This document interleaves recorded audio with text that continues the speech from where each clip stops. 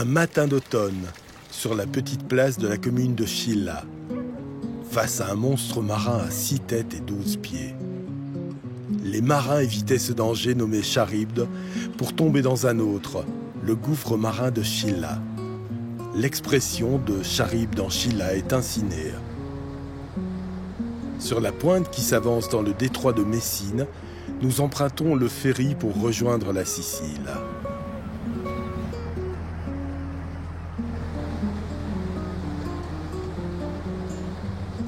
Une nuit de route et quelques heures plus tard, voici qu'apparaît Taormina.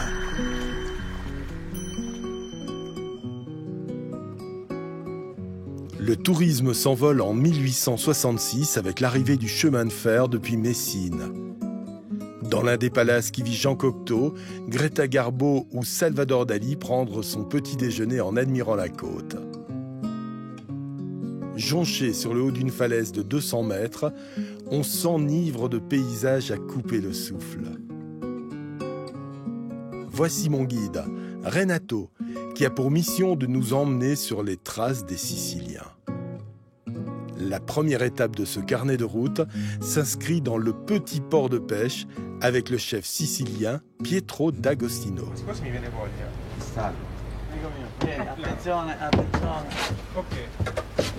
Voici Angelo Inglese, tailleur des grands de ce monde, de passage dans la cité.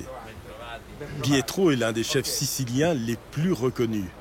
Né à Taormina, il régalait déjà les clients du London's Hyde Park à l'âge de 21 ans.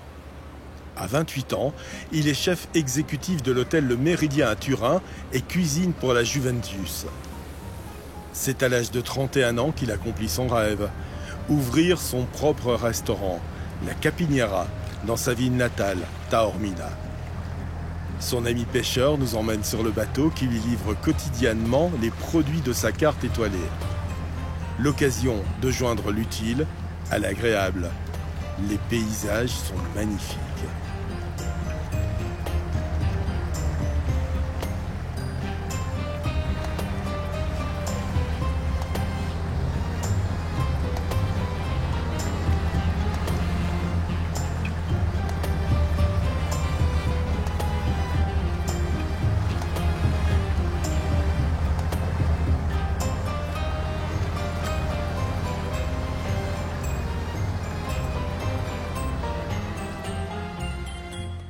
Pietro nous emmène chez le patron du bateau de pêche. Il nous présente son travail et surtout la philosophie de son entreprise.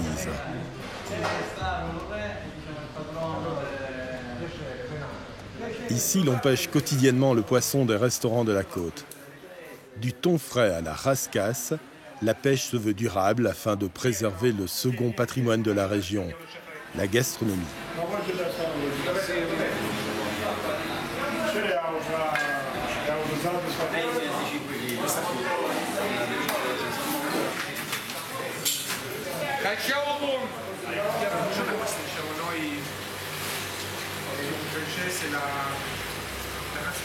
La corniche qui sépare l'hôtel de la Capiniera offre une vue exceptionnelle sur la baie et laisse deviner les pentes de l'Etna.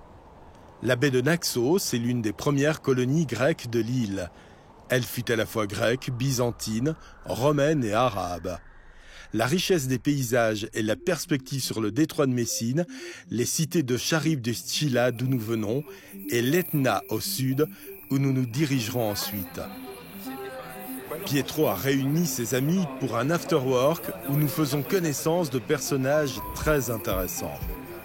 Petit cadeau de Angelo Inglese à son ami Pietro et à notre guide Renato, des vestes brodées au nom des deux compères. Pietro.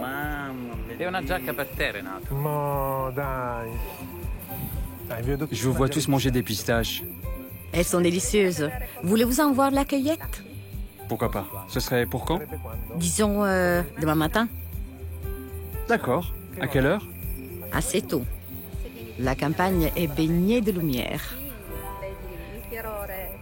La route ensoleillée qui nous sépare de Taormina s'appelle la route de l'or vert.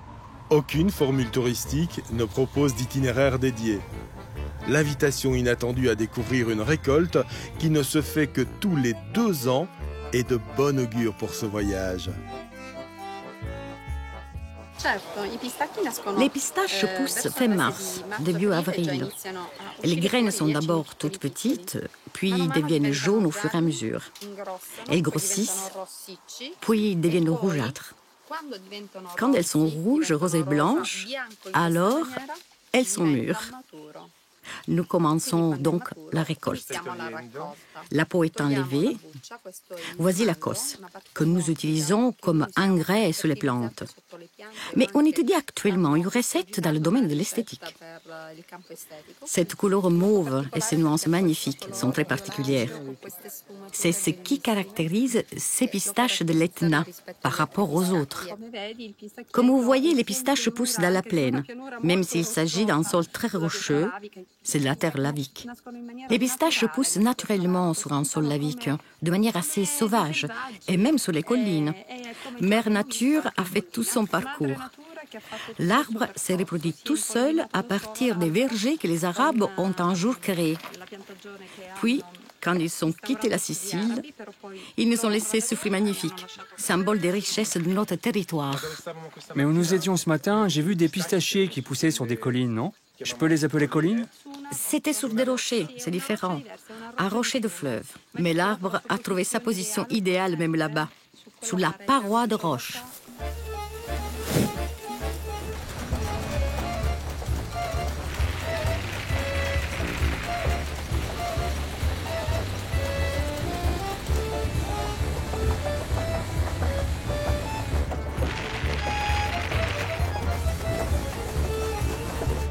Ses caractéristiques tout à fait particulières, ainsi que ses propriétés nutritives, ont permis à la pistache de Bronte d'obtenir le label DOP, assigné par l'Union européenne. La pistache s'inscrit aujourd'hui au patrimoine gastronomique de l'humanité et celle de Laura Lupo s'exporte dans le monde entier.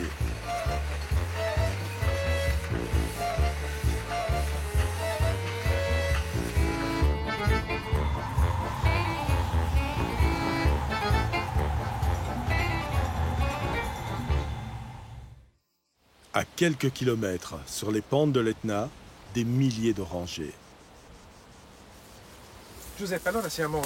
Giuseppe, dans ce magnifique jardin, une orangerie de rêve. L'Etna se trouve juste derrière nous. C'était votre rêve, votre projet? Oui. Il est né de la volonté de mettre en valeur l'orange sanguine. Mais comment la valoriser? Tout simplement avec une liqueur, un digestif. Au fil des ans, nous avons dû faire face aux problèmes de hausse de la température. Il devenait de plus en plus difficile de gérer un vignoble sur ces terres. La famille d'Eduardo a décidé de tout miser sur l'orange, car cette orange rouge pousse uniquement sur la plaine de Catane.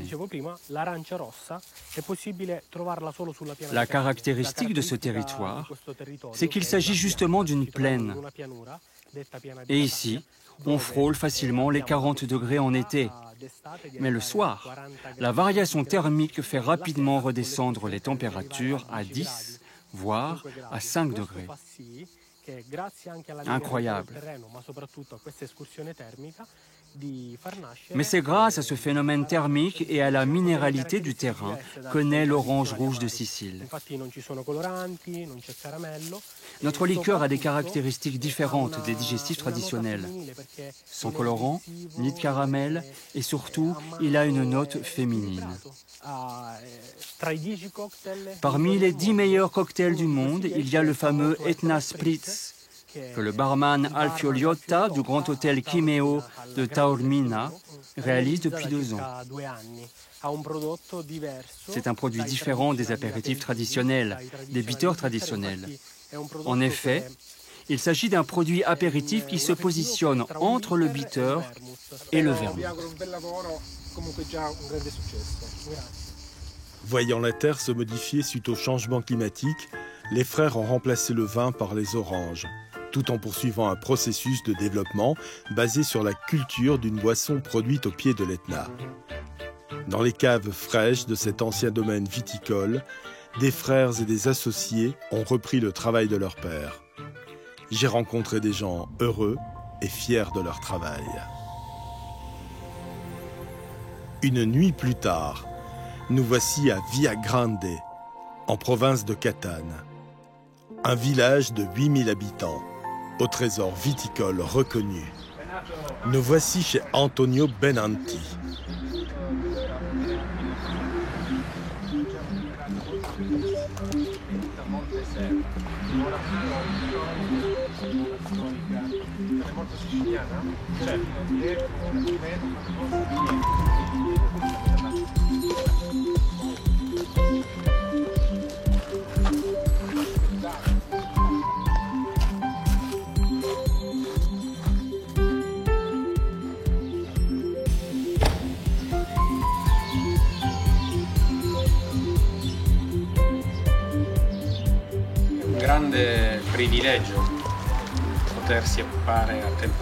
C'est un grand privilège de pouvoir s'occuper à temps plein de la production de vin sur ce territoire particulier. Car la Sicile et la région autour de l'Etna a toujours produit de grands cépages de grande qualité. Mais pendant longtemps, la capacité de traduire cela dans de grands vins a manqué.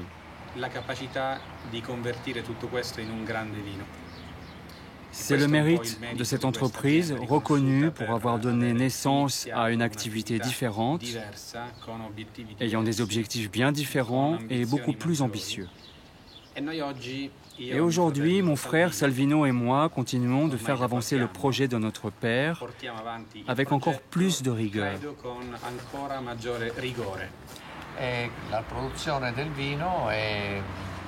La production de vin était une tradition jusqu'à l'époque de mon grand-père. Mon père l'a poursuivi un peu, puis en 1935, il a fondé une entreprise pharmaceutique. Quand mon grand-père est décédé en 1958, la production s'est arrêtée. Aujourd'hui, nous définissons le vin classique, puis il y a le vin de bourgade ou de cépage.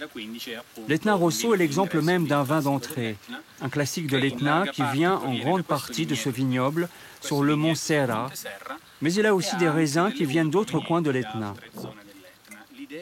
L'idée, c'est qu'il soit un représentant, puisqu'il est fait avec des raisins qui viennent de différents cépages.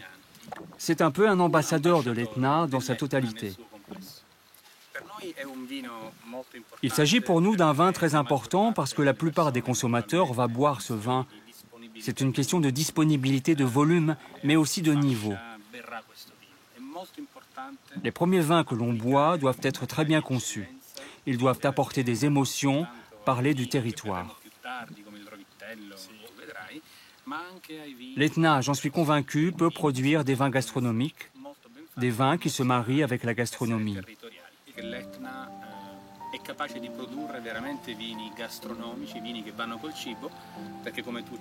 Ils sont d'une grande fraîcheur, grâce à leur degré d'acidité. Leur corps est moyen. Il s'agit de vins très faciles à boire, dont la sapidité facilite l'appariement, tout en ayant une basse teneur d'alcool.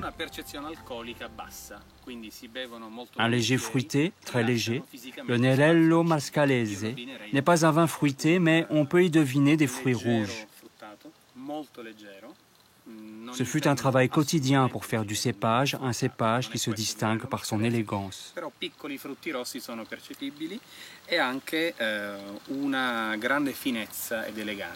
Je ne puis m'empêcher, avant de partir, de faire quelques pas dans le théâtre grec de Taormina, avec vue sur l'Etna. Dottoressa Vera Greco, buongiorno. Veramente un grande piacere. Docteur Vera Greco, bonjour. C'est vraiment un plaisir d'être ici avec vous, sur ce plateau qui a reçu les membres du G7, n'est-ce pas? Oui, en effet. Et tout s'est bien passé? Oui, tout s'est bien passé et le théâtre était sous 131. C'était un peu la course contre le temps, mais nous avons réussi. Nous avons vraiment joué en équipe et cela nous a fait remporter la victoire. Ils ont tous été émerveillés par la beauté du théâtre, mais aussi par le fait que nous avions réussi à le remettre en état. Ils ont pu profiter de tout, du paysage, du théâtre, de ce lieu extraordinaire où il est niché, où les Grecs ont choisi de faire le théâtre, et d'où on peut voir la mer et l'Etna. C'est un endroit unique au monde. Dominique Zenon. Mon histoire est quand même relativement simple, fils d'émigrés bien sûr, mais j'ai commencé dans la restauration. Je cherche une émotion, je cherche un territoire, je cherche un terroir. J'ai trouvé chez Valle della Cate, avec Madame Gaetana, quelqu'un qui respecte son terroir, quelque chose d'extraordinaire. Chaque terroir, chaque parcelle de terrain a son propre encépagement. C'est magnifique. La moyenne de production, c'est aux alentours entre 5 000 à 6 000 bouteilles l'hectare. C'est fabuleux. À chaque plante, c'est une bouteille.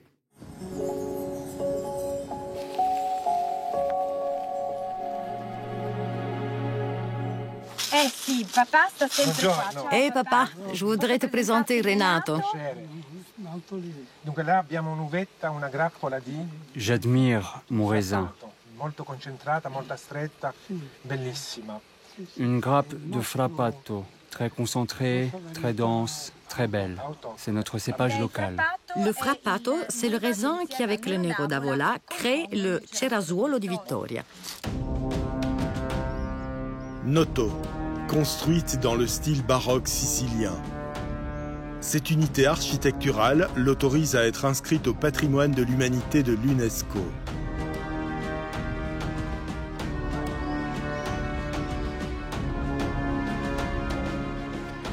Noto fut entièrement reconstruite après le séisme qui la ravagea en 1693. Notre guide nous emmène dans les rues de la ville, sur les toits de la cathédrale San Niccolò.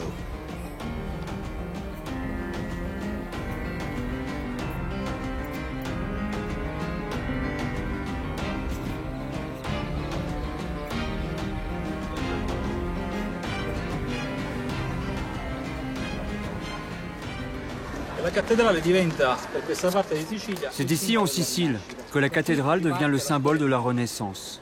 À ce moment, l'histoire de Noto renaît, après sa presque disparition due au séisme. Noto, qui était uniquement une ville pour les voyageurs, pour les touristes, pour ainsi dire, devient, à partir de ce moment, une ville pour tous.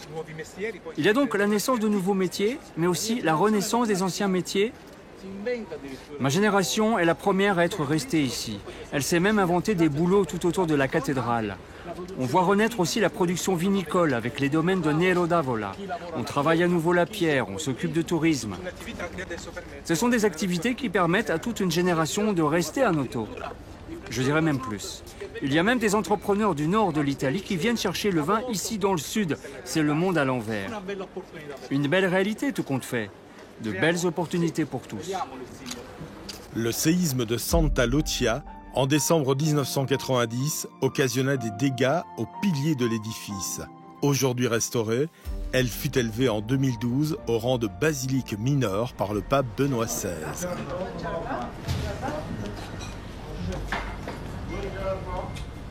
Dans un bar branché, à l'ombre de la cathédrale, notre guide nous mène tout droit déguster une granita. Je laisse Renato à sa passion, la cuisine.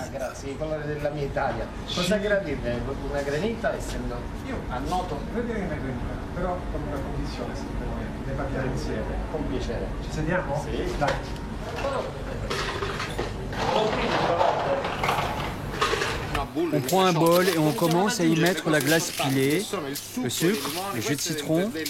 On mouline pour le tourner. Il devient blanc. Il devient de cette couleur-ci.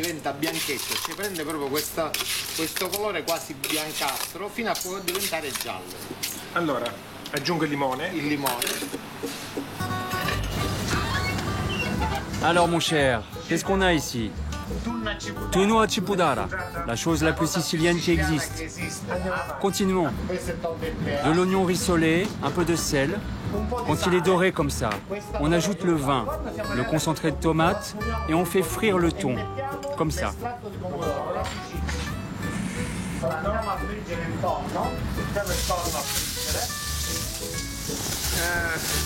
On ajoute ensuite un peu de vinaigre et on laisse évaporer.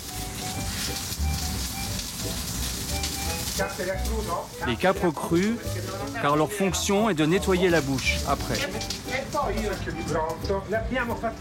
Voici les pistaches. Elles viennent de chez une productrice qui produit des pistaches magnifiques au pied de l'Etna. Parce qu'il faut sentir l'odeur fumée, tu continues et après tu l'enlèves quand elle est brûlée de tous les côtés. Tu l'ouvres comme ça. C'est quelque chose qui est typique à Noto. Mais au fait, comment s'appelait le chef? On ne l'a jamais su, car notre ami Renato l'a appelé d'un autre prénom tout au long de la visite. À la découverte de ses pères, la Sicile nous emmène pour un soir à Marzamemi. Renato me fait découvrir ce village minuscule, construit à l'origine pour être un port de pêche. Situé à 25 km de Noto, on retrouve des traces de Marzamemi au Xe siècle, lorsque les Arabes inscrivent ce nom sur une carte. Il signifierait « baie de la tourterelle ». Nous y mangeons, faisons la fête avec des mariés. Chacun affiche à sa façon la nostalgie de cette belle journée passée avec nos nouveaux amis. Le lendemain, Syracuse. Henri Salvador, le poète qui ne l'a jamais vue tout au long de sa vie, l'a décrite comme personne d'autre. La légende veut qu'Archimède ait mis au point des miroirs géants pour réfléchir et concentrer les rayons du soleil dans les voiles des navires romains et pour ainsi les enflammer. La météo ne nous offre pas ce soleil de braise aujourd'hui. Ce n'est qu'après le tremblement de terre de 1693 que Syracuse connut une renaissance de son architecture. La reconstruction, par des familles nobles, du Palazzo Impellizzeri, du Palazzo del Bosco Beneventano de l'archevêque et de plusieurs églises, comme l'église de l'Immaculée Conception, s'est achevée sur le Palace Vermexio, l'hôtel de ville, siège du gouvernement de la ville.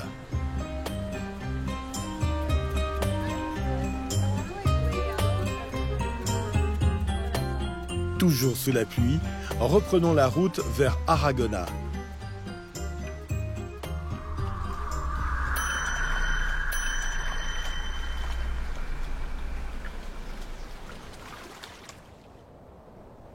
De magnifiques plaines nous accueillent, cette fois sous le soleil et sous un vent rafraîchissant.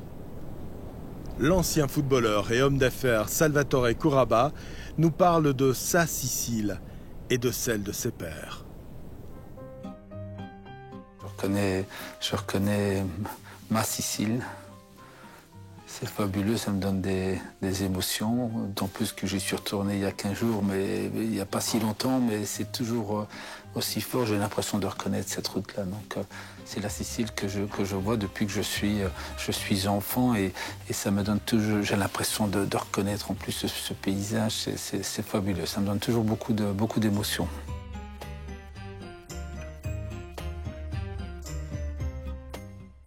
En deux pommes bas, où c'était la maison, j'avais un mosco qui a beaucoup des olives, des pistaches. Et moi, je fais les gardiens là quand j'avais 12 ou 13 ans. Oui. Fais les gardiens là. Et alors. Tu n'as pas rencontré maman à 12-13 ans quand même? Non, je la connais, mais après. Tu la connaissais à 12-13 ans? Maman. Oui, et puis. C'est pas vrai. Mais pourtant, c'est vrai. Et vous êtes venus ensemble à quel âge? Oui, quand j'avais 18 ans. Bon. Et la maman avait. Pendant 5 ans, tu la connaissais? Oui, je la connaissais parce que tous les années, maman venait à ramasser des olives et des pistaches. Et moi, je la connais. Mais pas maman tout seul, ça avait beaucoup de belles filles. Et donc, ça avait les filles, personne pour regarder les filles.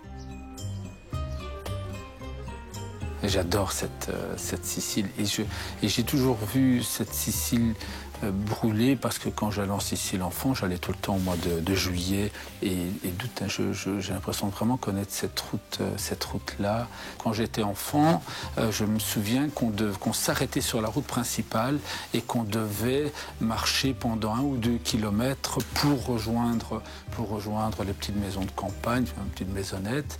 Et ici, depuis cette route-là, a quand même été super puisqu'on pouvait aller jusqu'en voiture à cet endroit-là. Donc c'est vrai que que j'étais souvent impressionné puisque les pizzas étaient cuites au feu, dans les fours au feu de bois, et c'est de bons souvenirs incroyables. Et puis tous ces fruits également, ces grenades ou ces poires. Et donc pour moi, à cet endroit-là, quand on allait là, c'était manger. Et enfant, je ne regardais pas la nature. Hein. C'est assez impressionnant. Je ne regardais pas la nature. Ah oui, exactement. Ce four-là, c'est génial. Et je le vois encore avec du feu à l'intérieur. Hein. Donc j'ai encore des images avec du feu. Je suis émerveillé. Et je ne regardais pas la nature. Je commence à regarder la nature depuis quelques années, depuis une dizaine d'années. Je vois des paysages qui sont extraordinaires. Mais quand on est enfant, on ne regarde pas tous ces paysages. Quand j'étais enfant, j'allais quasiment chaque année en Sicile, jusqu'à l'âge de 15-16 ans. C'était les seules vacances. Je n'avais jamais été en vacances, si ce n'est en Sicile. Et encore, je dis 16 ans, je pense que mes premières vacances datent à 18 ans. Et donc la Sicile, c'était vraiment, à chaque fois des retrouvailles. Je retrouvais mes amis, et donc c'était ma seconde vie sur place. C'était toujours très agréable, et je me sentais vraiment chez moi quand j'étais en Sicile. Et j'essaie de m'imaginer mon père enfant, puisqu'il allait travailler, hein, donc il allait travailler là. Il était loué par ses parents pour garder les animaux. Donc une vie quand même assez difficile. Quelquefois, il me dit j'ai du mal à imaginer, mais bon, je peux le croire. Et oui, c'est qu'il ne mangeait pas à sa faim, qu'il devait se débrouiller pour manger. Il recevait du pain pour la semaine. Il partait en semaine, mais à l'âge de 10 ans, il partait en semaine, toute la semaine pour garder les animaux. Et quand j'en discute avec lui, il en parle avec une grande joie. Il n'en parle pas avec une tristesse ou avec de mauvais souvenirs. Il était également heureux de se retrouver dans cette Sicile. Là, c'est vrai, c'est quelqu'un vraiment de très positif, parce que quand je lui parle de la mine, puisqu'après il a dû travailler en Belgique à la mine, et ici dernièrement, je lui demandais, mais explique-moi comment ça se passait, est-ce que tu étais bien, pas bien, tes amis, et lui, il n'en parle que de manière positive. Travailler à la mine, c'était fabuleux, parce qu'il travaillait à la mine avec ses amis. Le train arrivait à Beauvais. À Beauvais directement? Si. Ah bon? Et là, nous autres, c'était... Comment est-ce qu'on dit ça? Nous sommes passés en visite à Belano, et puis il nous a porté ici à l'arrivée à Beauvais. Et alors, vous êtes à Bouville? La route de Beauvais, il va venir chercher à Beauvais. Et vous avez fait des examens en Belgique ou pas? Non, qu'est-ce que ça met? L'examen médical? Non, il n'y a rien eu en Belgique? Non, nous sommes passés ça en Italie, à Milano. Depuis... Nous sommes restés un jour là-bas, oui. Nous sommes passés les abeilles, ils disent voilà, vous êtes bons pour nous autres. Ok, vous êtes arrivé en Belgique, et oui. Qui est venu chercher en Belgique? Bon Giovanni, aussi felice. Ah, et tu as dormi où alors? Et j'ai dormi à la Sia Croce, là-bas, à base de rose. Combien de temps tu as dormi là? Et juste quand on a venu la maman de l'Italie. Et puis la maman, elle avait dit ça va en Italie. Et dit, tu me viens chercher en Italie. Puis que tout seul, elle dit, ça va pas. Ah, je dis, ma pauvre, si tu viens, viens. Si tu viens pas, si tu viens pas, moi je cherche l'autre femme. Pourquoi tu veux aller en Sicile encore maintenant? Pourquoi? Pour le plaisir, parce que encore c'est les ragazzini là-bas à la Sicile. Je connais beaucoup de personnes à la Sicilia. J'avais encore un frère, un sœur, les petits fils et tout ça. Et n'oublie jamais. Hey! On va aller à la serre, allez.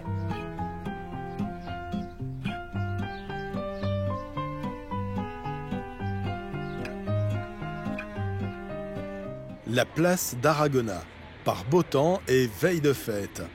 Ils sont venus de Belgique, de la Louvière, pour fêter la San Vincenzo dans le berceau de leurs ancêtres, à Aragona. Amedeo Cernero et Vincent Fretto sont déjà là. Les autres amis arrivent par avion ou en voiture, certains parcourant 5000 km aller-retour pour ne jamais oublier leurs racines profondes. Renato parle du village de sa maman, tandis que le maire d'Aragona inaugure avec Amedeo Cernero, le représentant belge de la Louvière, l'exposition consacrée aux photos de classe des aînés. On se souvient, on s'émeut, on recherche la photo de ses anciens petits copains de classe ou professeurs, et tout finit par les danses traditionnelles auxquelles personne, je dis bien personne, ne peut résister.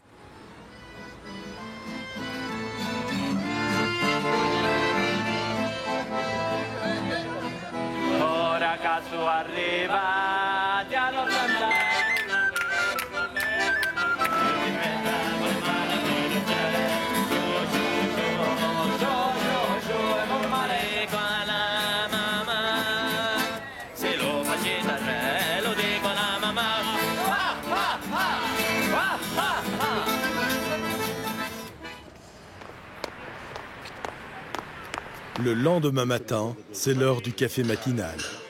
Nous y rencontrons Giovanni Falzone, un jazzman renommé en Italie et originaire de Aragona.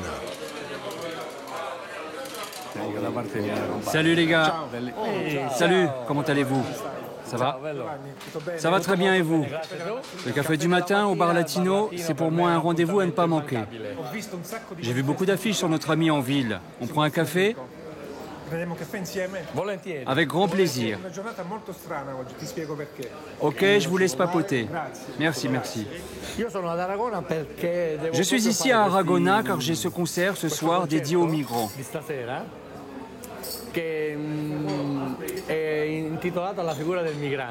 Nous sommes sur une terre de migrants, et donc une terre que nous apportons ailleurs. Tu joues de la trompette? Oui, je suis trompettiste, compositeur et chef d'orchestre. C'est ce que je fais depuis 20 ans. Et donc ce soir, on pourra t'écouter jouer. Oui, vous pourrez m'écouter jouer, mais surtout, vous pourrez découvrir un répertoire fait sur mesure pour cette petite réalité qui est mon pays d'origine, Aragona. J'ai pensé à une musique qui soit l'âme de cet endroit-ci. J'ai donc travaillé des morceaux de la tradition populaire pour les partager avec les gens de chez moi. La musique est la nourriture de l'âme. Et donc, nous parlons de nourriture et de musique. Oui, pour moi, c'est vraiment, comment dire, c'est quelque chose qui a trait à...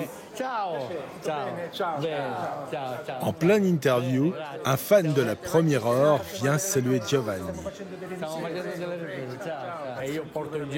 Je fais connaître dans le monde mes racines. C'est pour moi une règle de vie très importante. Maintenant, il y a des amis qui arrivent nous dire bonjour. Tutto bene? Nino, bello! Nino, ciao! Tossia, ciao Pedro. Che bello che sei! Ciao, ciao!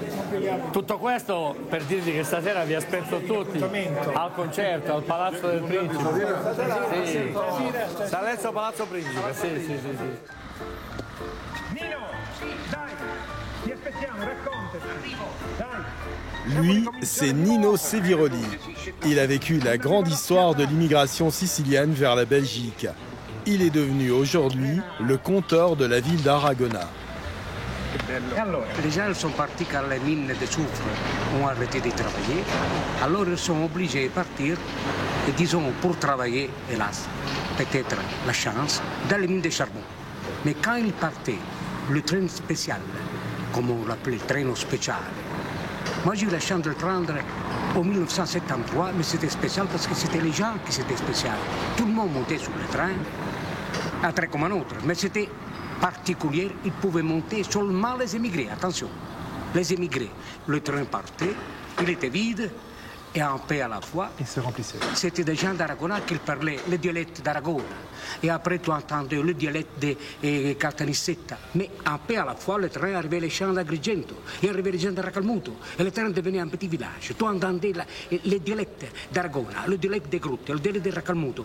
Et à chaque gare, comme à Aragona, on nous avait salué notre maman, à chaque gare, on s'arrêtait et il y avait les gens qui mettaient les valises dans la fenêtre. Et alors on voyait les mamans d'Aragona, les mamans de Racalmuto, les mamans de Caltanissetta, les mamans de Catania, de Messina, de Naples, qui montaient sur le train et chaque maman, tous les mamans c'était égal. À la gare, il se mettait comme ça. Il regardait son enfant qui avait mis peut-être sa valise par la fenêtre. Et quand son enfant était monté, elle, peut-être papa le faisait un peu, mais elle cherchait son mouchoir avec délicatesse pour essuyer ses larmes et aussi pour saluer son fils. Et ça, c'était les mamans égales, jusqu'à la frontière, jusqu'à Belluno, jusqu'à Bellinzona. Avec Benjamin, mon caméraman, nous avons réservé une surprise à notre ami Renato. Nous l'avons emmené sur les traces de sa maman, dérogeant à la Sicile de nos pères.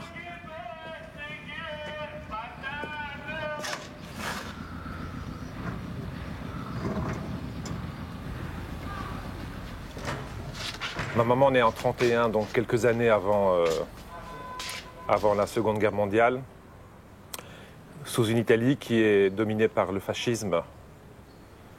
Et c'est dans cette maison qu'elle naît, avec mes grands-parents, mon grand-père, ma grand-mère évidemment, mais elle naît avec une sœur jumelle. Et ma maman, c'est Gina, de son nom Fulvia. Et une enfance qu'on peut évidemment imaginer heureuse comme un enfant peut la vivre, mais une enfance difficile. C'est la crise en Italie, la guerre arrive, la Seconde Guerre mondiale, et on a faim, on a très faim, mais en même temps, les enfants vivent avec leur grande part d'insouciance, et ma maman vit aussi cette insouciance comme tous les enfants pouvaient la vivre. Je regarde là ces rues, je me promène et je ne peux pas faire autrement que quasiment de croiser le regard de ma maman à chaque instant. Ça me fait du bien, mais en même temps, ça m'émeut beaucoup. J'ai l'impression de me promener avec elle dans ces rues. Et c'est un moment très fort pour moi, parce que c'est le moment où tout le monde se retrouve à table. Et moi, j'ai des odeurs, j'ai des parfums. Et sur toutes les fenêtres, sur tous les balcons, il y avait ces pots de basilic, ces fines herbes, l'huile d'olive, les parfums et une bonne humeur. Une bonne humeur parce que simplement, quel moment plus beau de la journée, celui d'être à table tous ensemble. Et moi, en tant que jeune gamin, venant ici pour passer 3 semaines de vacances, si on pouvait appeler ça vacances, c'était les retrouvailles avec les nôtres, avec les grands-parents, ma maman avec son papa, avec sa maman, avec ses frères et sœurs. On vivait de farine d'abord, c'est la farine qui nourrissait la famille, par le pain, par les pâtes. Le pain était de l'aliment, la farine était l'outil nécessaire à la fabrication des plats cuisinés. Et de la farine, on en tirait le pain, les pâtes, les pizzas, mais qu'on n'appelle pas pizza ici. Dans le village, on les appelle le cuccioloni, qui est un pain spécial, garni de tomates. Et puis, par exemple, elle s'asseyait avec ma tante sur une petite marche qui était juste là derrière. Et ça, c'est incroyable. Il y avait ce petit coin de mur là, elles étaient assises toutes les deux, enfants, 8, 9, 10, 11 ans. Et quand elles avaient la chance qu'on leur offrait une poule pour pouvoir faire un bouillon, elles s'installaient là, elles avaient une bassine d'eau chaude comme ça, c'est ma maman qui me racontait ça, c'était magique. Et elles trempaient cette poule dans cette bassine d'eau chaude pour déplumer la poule. Et ensuite, elles utilisaient les plumes pour créer des jeux. Il y avait tout un quartier qui vivait, toute une petite cour qui s'animait d'une joie de vivre, d'odeurs, de parfums. Et moi, c'est ça que je garde. Je garde d'abord le sourire de ma maman.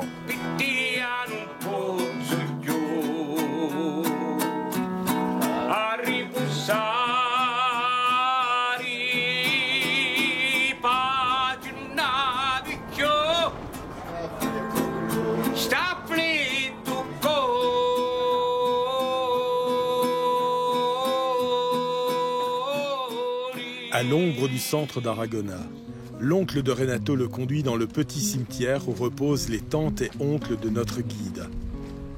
Dans ce lieu typiquement sicilien, les tombes soigneusement alignées à la verticale se mêlent aux monuments des grandes familles bourgeoises. Je les laisse se recueillir, évitant tout dialogue. Le silence est d'or.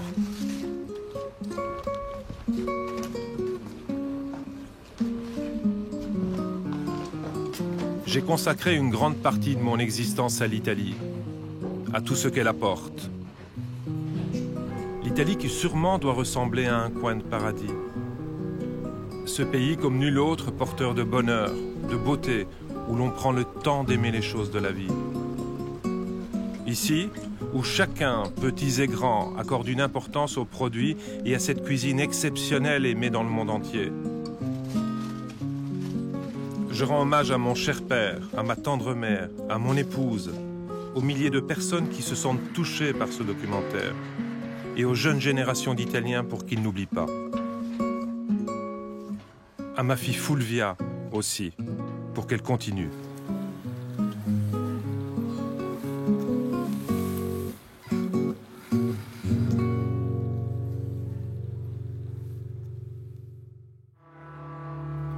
Au Palais du Prince, quelques heures plus tard, Giovanni Falzone ose. Un hymne aux migrants que nous avons été, que nous sommes et qui seront, sur des airs traditionnels.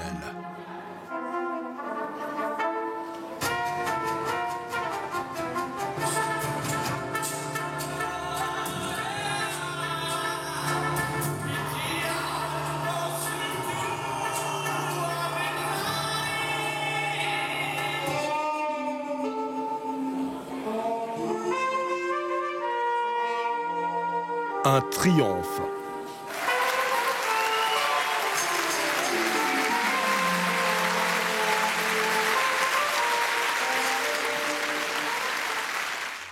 Bref retour en Belgique, à la Louvière. Jacques Gobert, son bourgmestre.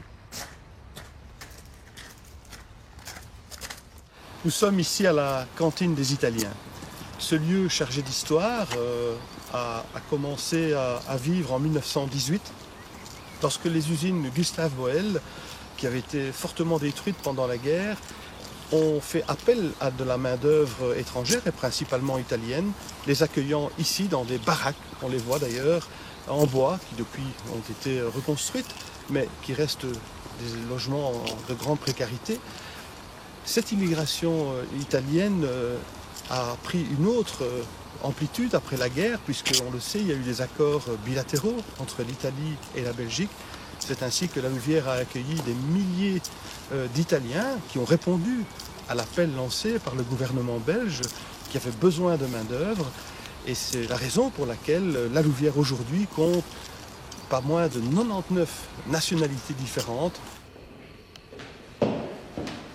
Renato me fait rencontrer Giuseppe Pendolino, maire d'Aragona, homologue du Louviérois Jacques Gobert.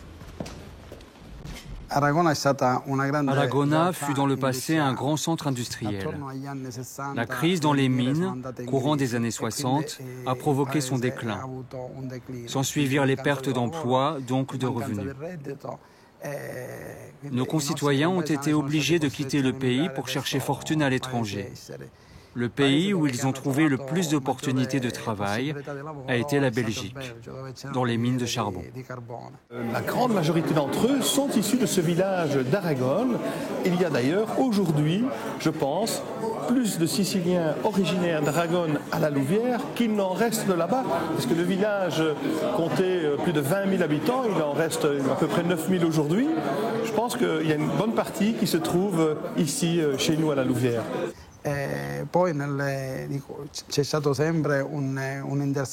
Il y a toujours eu un échange très naturel avec nos anciens habitants. Ils y reviennent tous les ans. Avant, ils venaient rendre visite à leurs parents. Quand ces derniers sont morts, ils sont revenus par amour de la patrie et de leur terre. C'est un appel auquel ils répondent presque tous les étés. Ils viennent et nous font l'honneur de leur présence.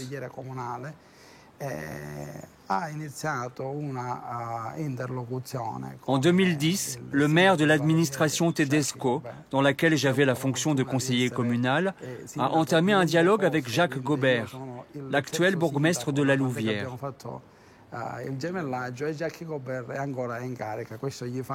Je suis le troisième maire depuis qu'on a institué le jumelage et M. Gobert est toujours à sa place. Ça doit vouloir dire qu'il est un bon bourgmestre. Ce n'est que depuis 2010 que les échanges entre les deux pays ont augmenté. Des échanges tout d'abord de nature culturelle qui sont extrêmement importants pour nous, mais aussi pour la Louvière, en raison du nombre important d'émigrés qui y vivent et qui sont d'Aragona à l'origine. Nous sommes assez orgueilleux de cela, car un groupe de nos représentants siège au conseil communal de la Louvière.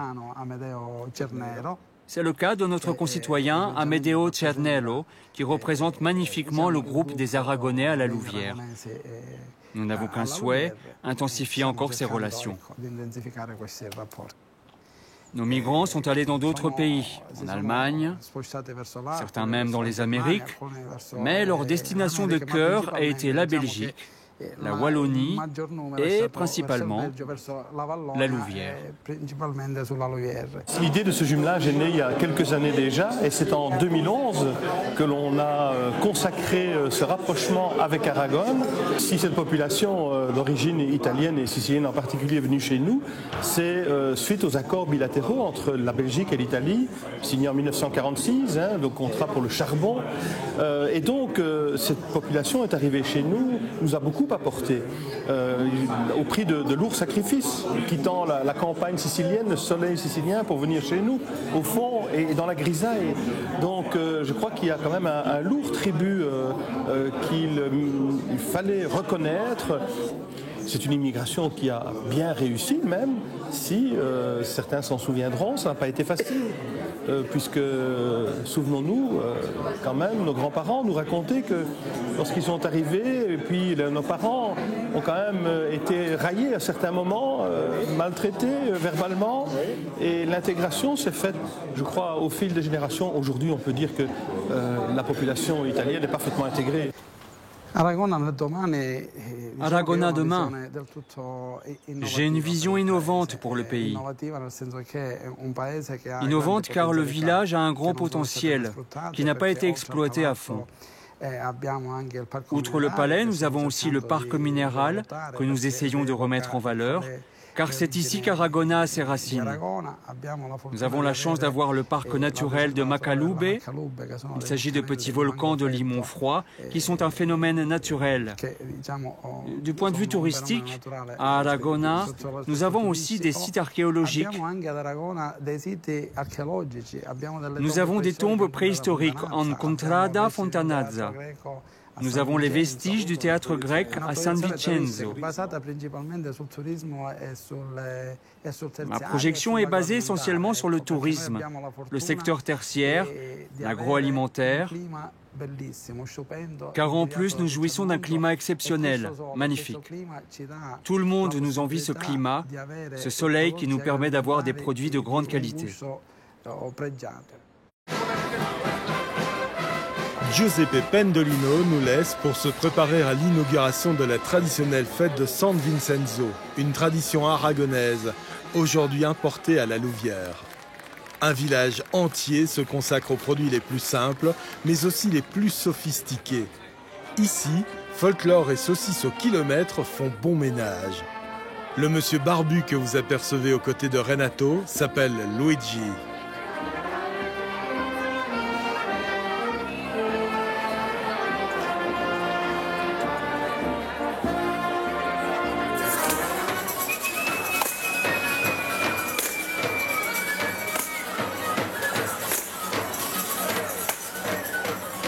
Luigi Salamone, le roi de la saucisse en Belgique. Son grand-père déjà la fabriquait comme on l'a fait ici, au pays. Son papa a débuté la distribution et Luigi a développé le réseau de communication pour devenir le seul fabricant labellisé de la saucisse d'Aragona. Alors, s'il est ici aujourd'hui, comme chaque année, c'est pour faire la fête, mais aussi pour prendre la température de ce produit bien de chez lui. Tout se termine par un bon verre de vin et quelques amandes confites de la région.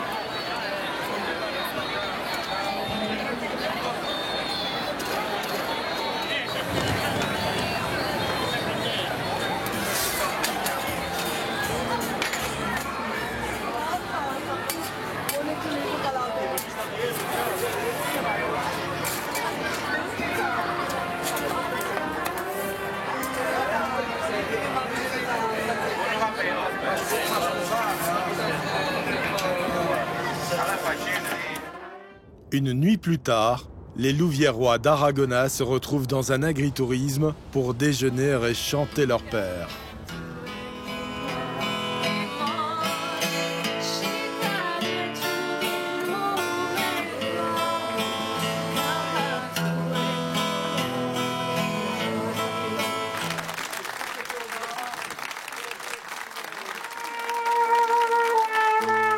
Giovanni Falzone nous a rejoints pour un hymne à l'amour.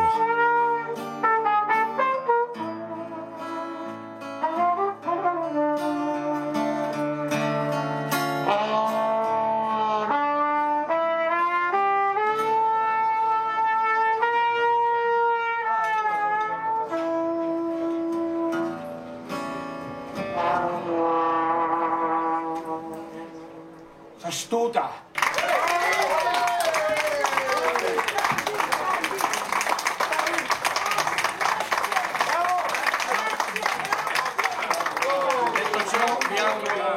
Una bellissima giornata e soprattutto una bellissima vita a tutti. Ciao, alla prossima. Quand nous étions enfants jusqu'à l'adolescence, il n'était pas question de nos parents de préparer des vacances ailleurs qu'Arragona. C'était à Arragona, chez le grand-père, chez l'oncle, chez la tante. Et dès qu'on arrivait, premier plat à Arragona, c'était la saucisse italienne. Vous étiez une famille de bouchers? Alors, mon grand-père était boucher à Arragona. Tes ateliers sont près de Mons, à Casteau. À Casteau. Et vous fabriquez vous-même la saucisse sur place, avec la même tradition qu'on la faisait ici au village? Toujours, on n'a rien changé. Bon, bien sûr, quelques agréations pour l'AFSCA qu'il fallait absolument suivre. Évidemment. Qu'il n'y avait pas à ce moment-là. Mais le concept reste toujours le même. Et c'est une particularité de cette saucisse, c'est qu'on peut l'utiliser dans beaucoup de plats, dans beaucoup de préparations.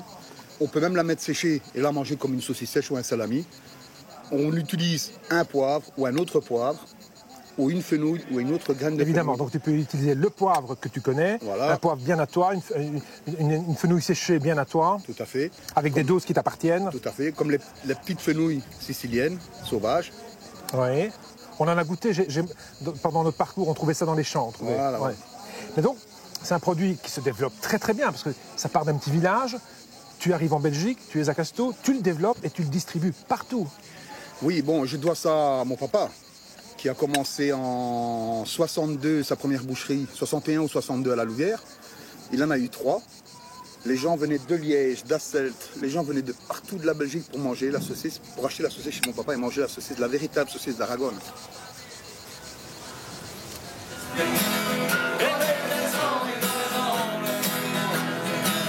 Pour moi, c'est le passé présent. C'est-à-dire, c'est notre base de tradition à la fois qu'on était jeunes immigrés. Et je trouve les mêmes ingrédients, les mêmes saveurs. On revient systématiquement chaque année lors des fêtes de San Vincenzo, disons, deuxième dimanche du mois de septembre. Et c'est quasiment devenu, depuis le jumelage, je dirais bien, une tradition pour nous. Mais moi, la Riviera, c'est mon berceau, je dirais. Voilà. Bien, je suis bien en Sicile, mais j'aime retourner à la Riviera. À Pendolino et à... Giuseppe Pendolino. Et al Principe di Aragona. Et al Principe di Aragona. Longue vie. Longue vie. Quand Giuseppe Pendolino, maire d'Arragona, nous parle de tourisme, il ne croit pas si bien dire. À 20 km de sa cité se trouve le témoignage de notre humanité, les vestiges des murs de l'antique cité grecque d'Akragas, importante ville de la Grande Grèce. Nous sommes dans la vallée des Temples.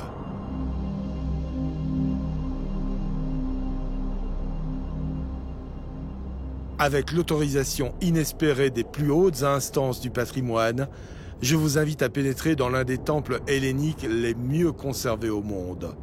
Le temple de la Concorde, construit en 430 avant Jésus-Christ, fut converti en basilique chrétienne au VIe siècle, ce qui explique qu'il soit aussi bien conservé.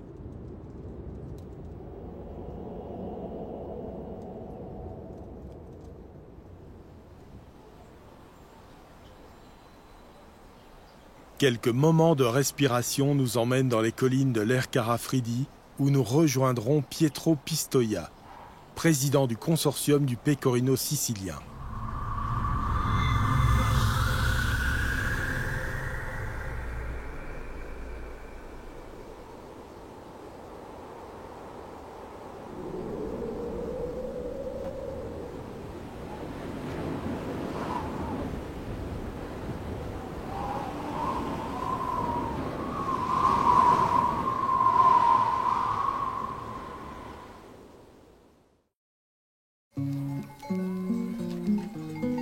nous faisons connaissance avec un producteur de ricotta qui la fabrique artisanalement depuis un demi-siècle.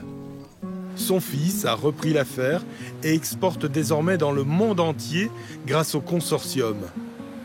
Le petit lait issu de la préparation du fromage est conservé et chauffé. On attend ensuite qu'il caille, puis on l'égoutte.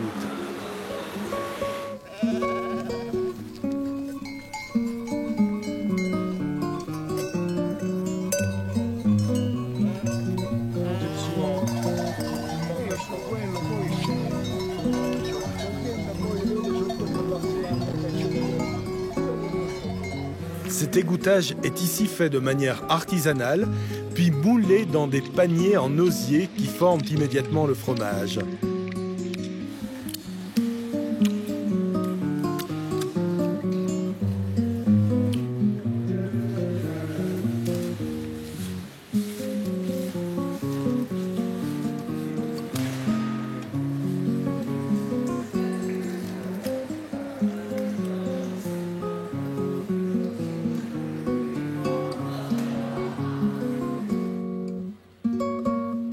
On le laisse ensuite affiner en fonction du souhait des clients et de la demande des restaurants.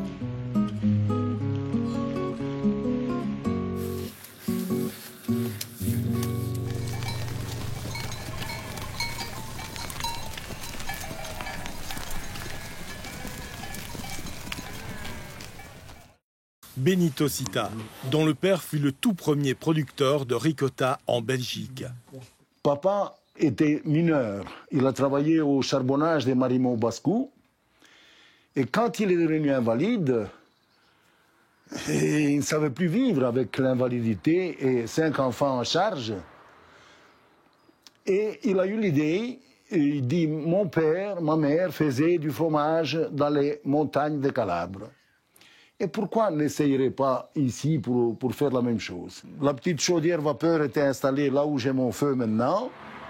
Et ça nous donnait la chaleur pour faire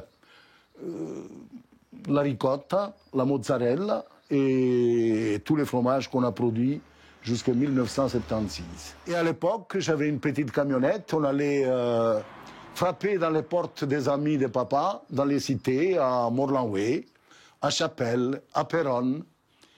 Et tout a débuté comme ça. Naturellement, on a mis beaucoup de notre temps, beaucoup de notre courage. On a engagé des personnes plus compétentes pour faire d'autres fromages. Disons que ça a été dans l'ensemble. De Bruxelles, Liège, nous sommes allés dans Limbourg, nous sommes allés à Anvers un petit peu. Je me rappelle qu'au début, j'avais 2 clients à Anvers où j'expédiais par chemin de fer. On essaie de créer un esprit de famille avec l'ensemble de notre personnel, même si aujourd'hui tout le monde ne fait pas partie de la famille dans le sens plus strict du terme. Mais pour nous, l'esprit familial dans une entreprise a une importance énorme. On aime rencontrer des gens qui ont des histoires à raconter et qui défendent la tradition. Un peu comme nos parents, en fait. On espère que nos enfants vont avoir le même état d'esprit par rapport au développement. Et développer une entreprise qui aujourd'hui est devenue une grande entreprise, la nôtre, si l'esprit reste familial, alors on s'amuse en travaillant. On s'amuse vraiment. Et il y a des bons et des mauvais moments, comme dans une famille, tout simplement. Bruno, je ne suis pas grand assez. Si tu savais venir me donner un coup de main, on va ramasser quelques saucisses. Ouais. Tiens.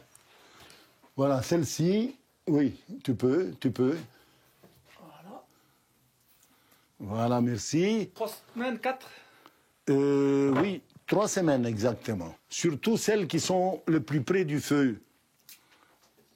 Voilà un couteau. Merci. Tu vois que ça sert, hein? Retour en Sicile, à l'Ercara Fridi, où l'on découpe le fromage affiné. Père et fils sont à table. Regarde, Francesco. Où est-ce que tu trouves un plat comme celui-ci? Ici, il y a la ricotta. C'est celle de ce matin.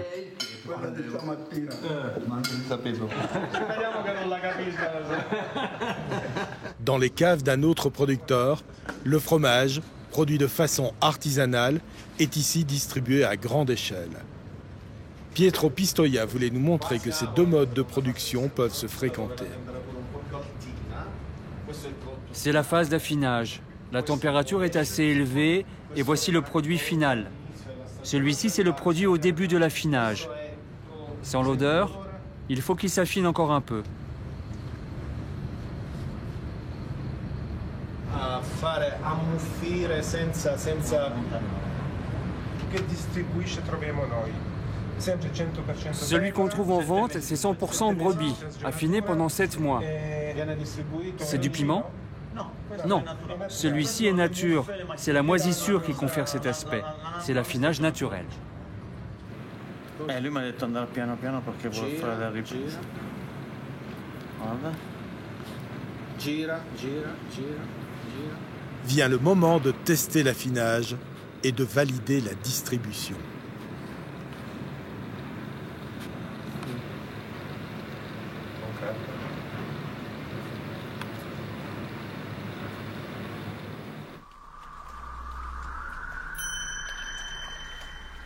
Sur la route qui nous mène à Memphis, nous croisons des cueilleurs de figues de Barbarie. Ce fruit originaire du Mexique a pour vertu d'être très rafraîchissant. On le déguste à la cuillère. Une boîte de conserve habilement recyclée, un peu d'agilité et le tour est joué.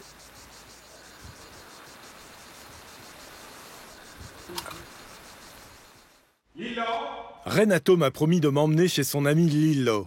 Il a créé avec son épouse Fabiola un agritourisme à Memphis. Mais Lillo aurait-il oublié notre venue? Bonjour, bienvenue chez les Habitables, bienvenue. Je ne sais pas où est Lillo, il doit être ici, quelque part. Bonjour, bienvenue chez les Habitables. Et toi, au premier matin, t'es déjà sur ton tracteur. Et tu vas où comme ça? À la mer? Lillo va rarement à la mer. Ou alors, c'est pour y accompagner des touristes. Ce matin, il va au jardin chercher la cueillette potagère du jour.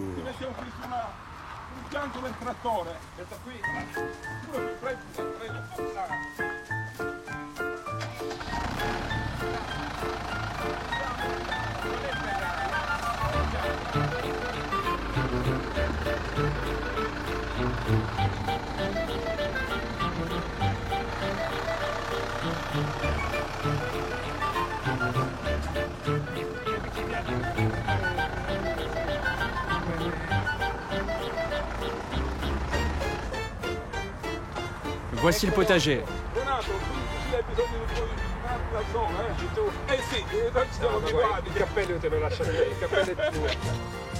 Une caisse, on la donne à Renato et l'autre, je la prends moi.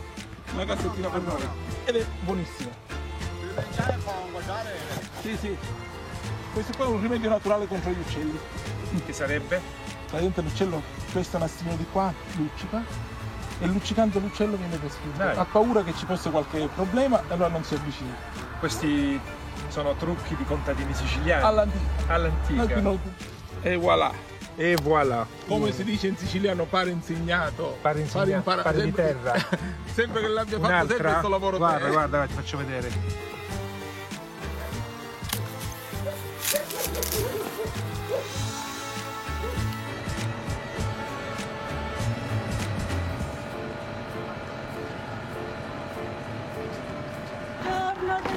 Cosa mi ha portato? Tutto per la parmigiana. Va bene così? Sì, Sarà buona?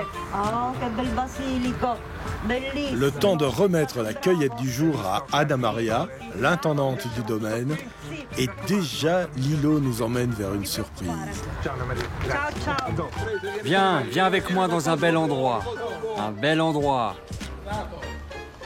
Renato, voici la surprise. C'est une grande dame. Una vecchia signora, Une authentique italienne de 1965.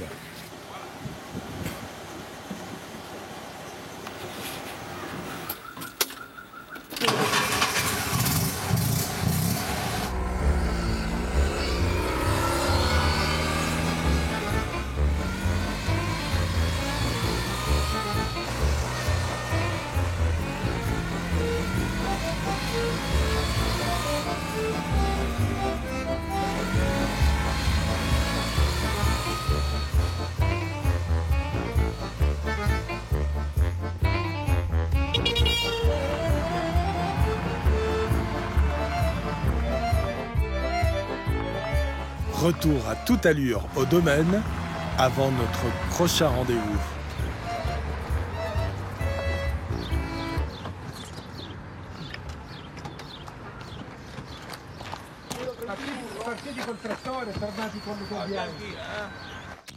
Avant de rejoindre Palerme, nous nous arrêtons de manière totalement impromptue dans les caves de la prestigieuse maison Florio.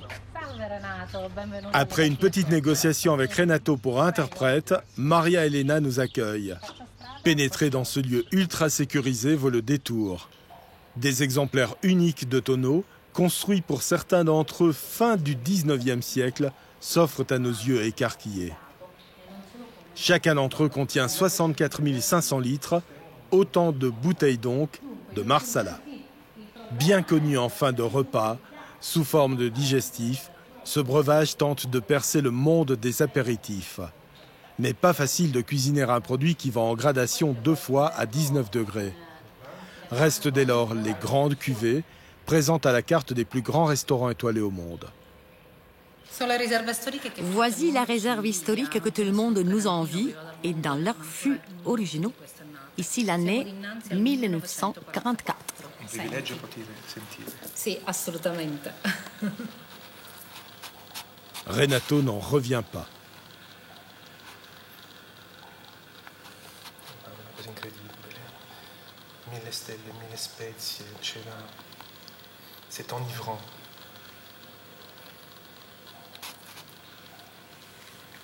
Come lo definisci? Céleste. Il n'y a pas d'autre mot. Et attention, les réserves sont toutes différentes. Nous n'avons guère envie que tout ceci ne s'arrête. J'ai bien du mal à accélérer au volant. La dernière étape de cet opus à nos pères vient de s'afficher devant nos yeux. Il s'agit de Palerme.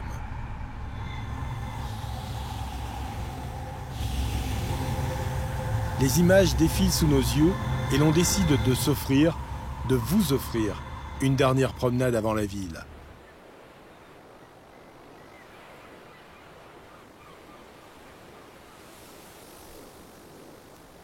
Sur cette mer qui a vu tant de gens partir et d'autres arriver, nous prenons le large, le temps d'un court voyage.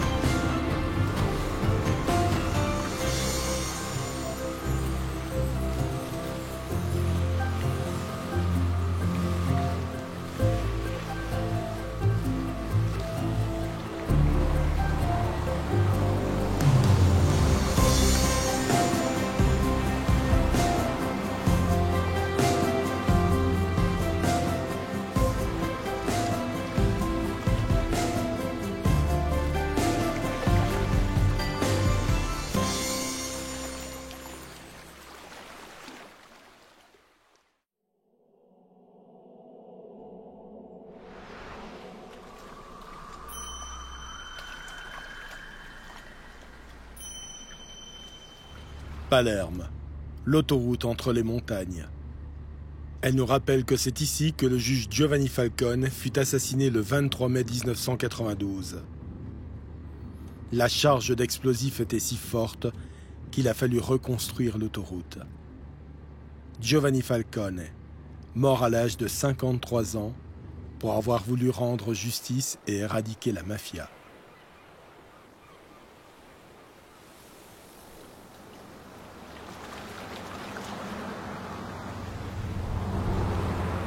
Il est 22 h. Nous avons rendez-vous avec Francesco Bertolino, Il est conseiller communal à Palerme et premier adjoint au maire. Votre arrivée coïncide avec un départ. Oui, on va chez Alberto qui demain part de Palerme pour aller étudier ailleurs. Sa maman va lui faire honneur lors de son dernier dîner à Palerme en préparant des arancini. Nous sommes les invités de la famille Paschia, où le plus jeune fils, Francesco, part demain à l'université. La maman est sicilienne, mais elle fut toute sa vie guide touristique francophone à Palerme. Gli amici, che poi questo è originale.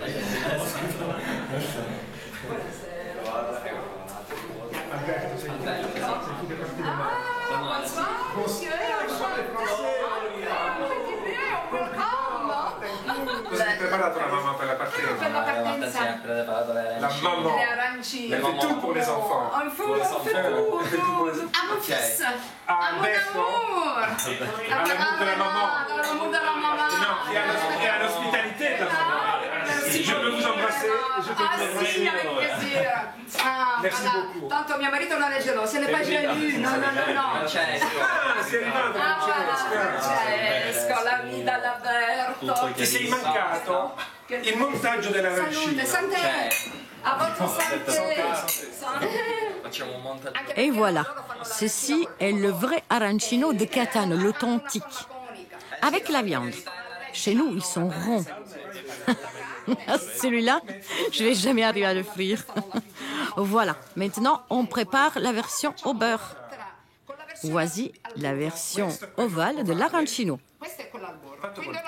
C'est toujours très bon. Les pâtes, moi j'ai l'habitude de les casser en deux, mais certains les cuisent en entier. Sûrement.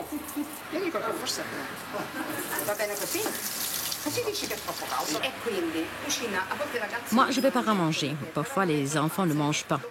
Mais ça n'a aucune importance. Moi, je cuisine quand même, car pour moi, c'est un signe de l'amour que je leur porte. Même quand je suis très fatiguée. Car comme tu le sais, cuisiner prend du temps. Mais je fais des efforts, afin qu'ils mangent bien. C'est ma manière de leur montrer mon amour pour eux.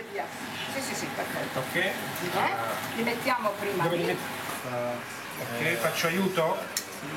Si vous ne mangez pas, je vous tabasse tous. Le pranzo. Le petit pranzo. Sì, fatto tovagliolo, no?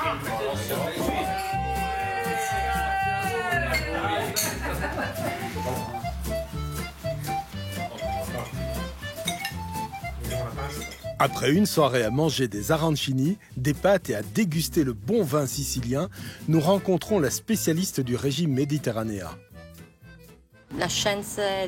La façon d'aborder notre alimentation quotidienne est très importante, car elle nous permet d'améliorer notre vie de tous les jours.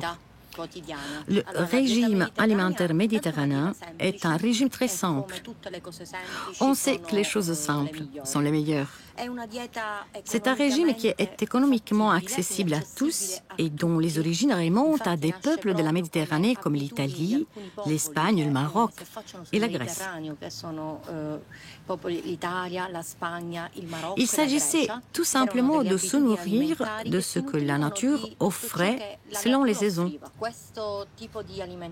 Ce genre d'alimentation fournit des éléments comme les antioxydants, les vitamines, les sels minéraux, qui ne sont pas caloriques, c'est-à-dire qu'ils n'ajoutent pas de calories au régime.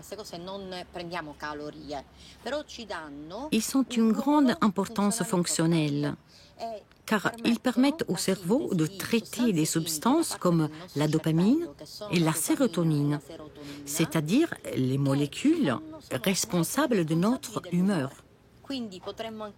On pourrait résumer en disant que le régime méditerranéen rend de bonne humeur. À cet instant, je ne sais pas encore que ma vie va basculer. Musicalement, artistiquement, humainement. Car la beauté de Palerme vous prend en otage, comme si rien, avant cet instant, n'avait existé. Francesco Bertolino nous fait visiter sa ville, Palerme, au détour de ses ruelles et de son histoire.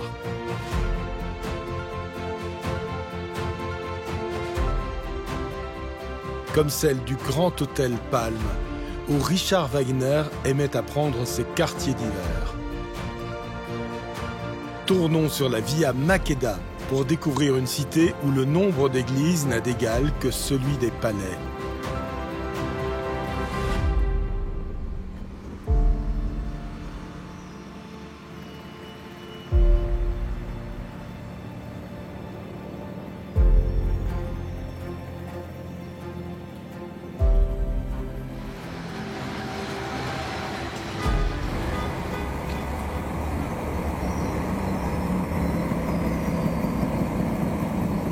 Nous arrivons aux marches de l'Opéra de Palerme, le plus grand bâtiment de théâtre d'Italie et le 3e plus grand en Europe. La célèbre soprano italienne Desirée Rancatore nous y réserve une surprise.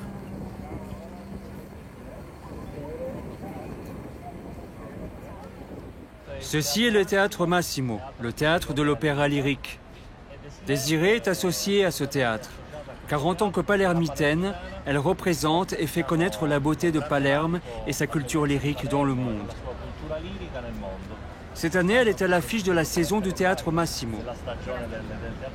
Le théâtre nous invite tous à mettre l'art au centre de notre vie de tous les jours. Parce que l'art, c'est quelque chose qui renouvelle tous les jours les peuples et leur culture. Et donc, on ne pourrait s'en passer.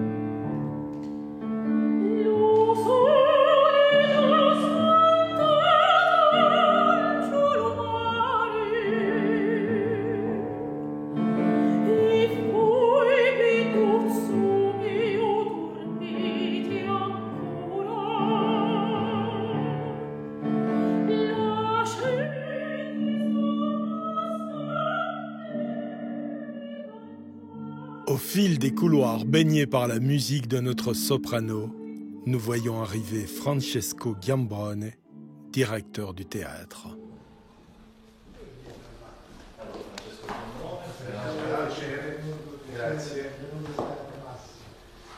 Francesco est un des piliers de cette institution. Il est le directeur du théâtre et il l'a été aussi dans le passé. Aujourd'hui, sa mission consiste à transformer ce lieu merveilleux, que tu vas découvrir bientôt, en un espace ouvert au public. Les activités qu'il organise sont donc très importantes, y compris celles de ce soir. À Palerme, l'opéra arrive dans un camion. La scène est posée sur une remorque. Le camion arrive et s'arrête dans une des places de la ville. C'est le théâtre qui va vers les gens. La remorque s'ouvre et se transforme en scène. On y représente une version condensée du Barbier de Séville. Mais il y a tout. Les scènes, les costumes, les vidéos, les chanteurs, l'orchestre qui joue en direct, le directeur d'orchestre. Tous les habitants peuvent y assister gratuitement afin que la ville rencontre la beauté et la merveille de l'opéra. La culture pour tout le monde. Exactement.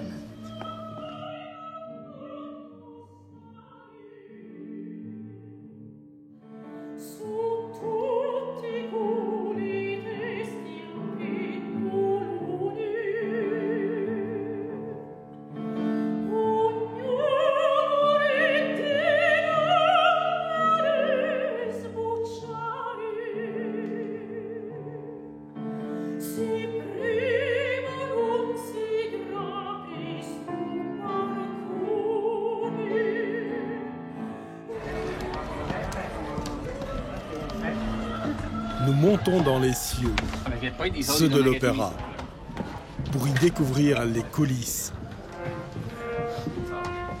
les porte-décors, les poulies, la machinerie digne d'un paquebot de croisière.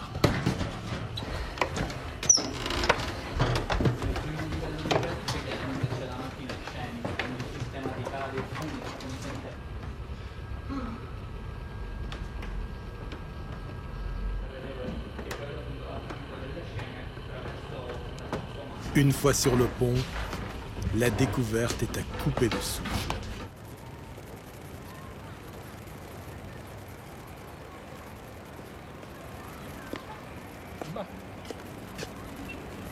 Che spettacolo!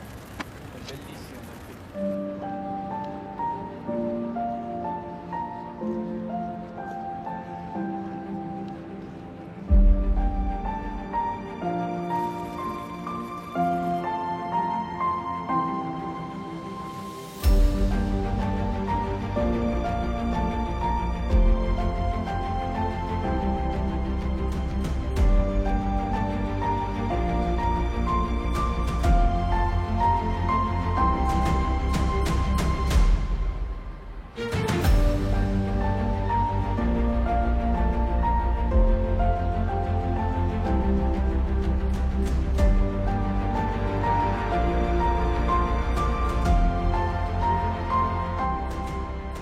Francesco Bertolino tient à nous montrer une église érigée aux côtés d'une mosquée. Deux mondes se croisent sur la place de la mairie. Message de vivre ensemble et témoin de sa réussite.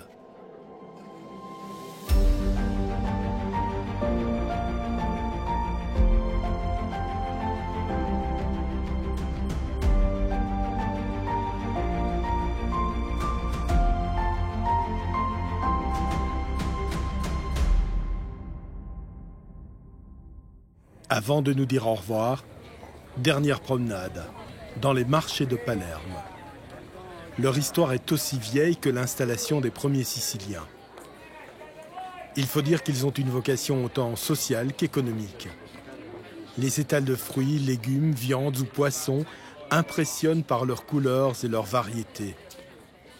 Elles rivalisent aussi par les cris des camelots.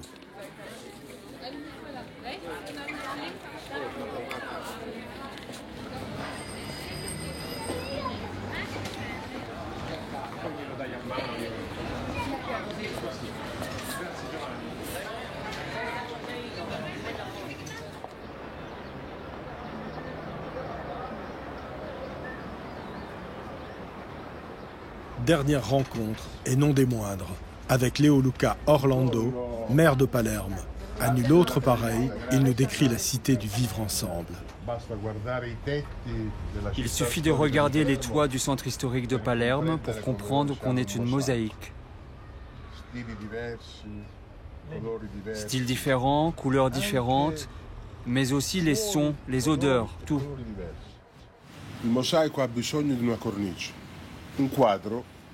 La mosaïque a besoin d'un cadre. Un tableau, même sans un cadre, peut être merveilleux. Un Picasso, un Miro, un Antonello de Messina, ce sont des œuvres merveilleuses, même sans encadrement. Mais une mosaïque sans un cadre n'est qu'un tas de petits morceaux de pierre. Alors ce qu'il faut, c'est de s'engager à renforcer le cadre. Et le cadre de cette mosaïque est le respect des droits de l'homme, de tous les hommes, de chaque homme.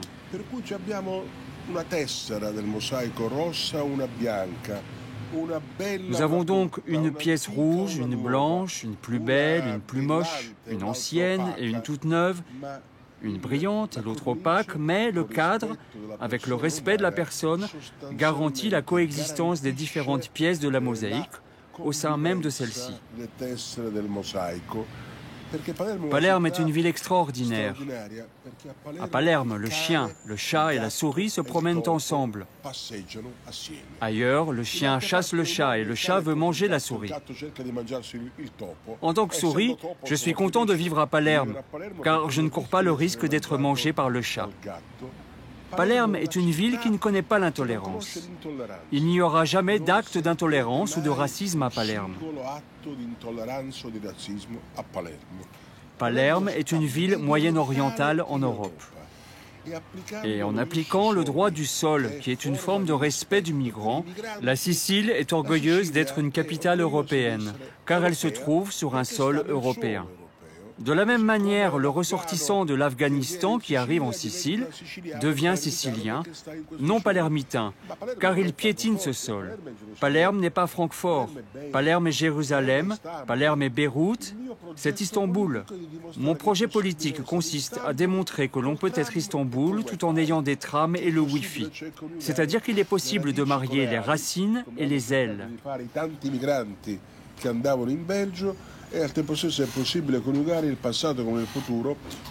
C'est ce qu'ont voulu faire de nombreux migrants qui sont partis pour la Belgique. Il est aussi possible de conjuguer le passé et le futur. On peut envoyer un message. Cette terre, qui a connu la honte de la mafia, veut être en avance par rapport à d'autres réalités, parce qu'ici, on ne respecte pas seulement la loi, mais on respecte les droits. Et souvent, la loi vexe les droits. La loi européenne vexe certainement les droits des migrants, elle en vexe l'identité et la liberté. C'est justement ça le sens de la charte de Palerme, par laquelle nous affirmons le principe de la mobilité internationale qui est justement un droit. Aucun être humain ne peut être condamné à vivre, à mourir, voire pire, à être tué parce qu'il ne peut pas quitter le pays où ses parents l'ont mis au monde sans lui demander la permission. On ne vous a pas demandé à vous la permission de décider du lieu de votre naissance, à moi non plus d'ailleurs. C'est ce que nous raconte cette belle image d'un migrant qui arrive au port de Palerme après des journées terrifiantes et avec un geste très civilisé, il jette une canette dans une poubelle. C'est un message d'accueil, de coexistence, du vivre ensemble et dans ce sens, nous voulons être à l'avant-garde. Parce que qu'on se le dise, ce n'est pas dans l'estomac de l'homme qu'on trouve l'intolérance. L'intolérance se trouve dans l'esprit malade de certains politiciens, dans le portefeuille trempé de sang des spéculateurs. Parce que nous sommes toutes et tous les migrants d'un autre, à nos pères, passés, présents et à ceux à venir. Je dédie ce film pour que jamais nous ne les oublions.